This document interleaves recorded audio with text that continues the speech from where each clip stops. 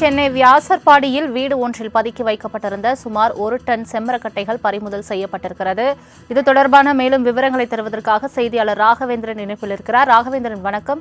தகவல் தொடர்பான முழு விவரங்கள் என்ன? வணக்கம். வியாசர்பாடியில் ஒரு வீட்டில் செம்மரக்கட்டைகள் பதுக்கி வைக்கப்பட்டிருப்பதாக செம்பியம் போலீசாருக்கு ரகசிய தகவல் கிடைத்தது.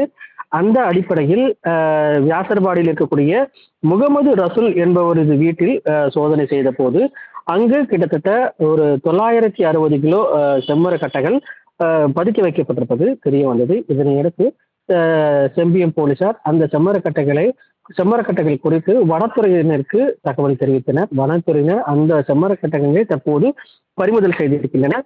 இதனையடுத்து ரசூலை கைது செய்து விசாரணை செய்த போது ரசூல் ஆந்திராவில் இது போன்று செம்மரக்கட்டை கடத்தல் வழக்கில் கிட்டத்தட்ட 3 வழக்குகள் நிலுவையில் இருப்பதாக தெரிய வந்திருக்கிறது. எனினும் இது தொடர்பாக விசாரணையானது செம்பியம் போலீசார் தரப்பில் நடத்தப்பட்டு வருவதாக போலீசார் தரப்பில் தெரிவிக்கப்பட்டிருக்கு. இங்கு யாரெல்லாம் அவருக்கு தொடர்பு என்பது குறித்து விசாரணையானது நடைபெற்று வருவதாக போலீசார் தரப்பில் தெரிவிக்கப்பட்டிருக்கு.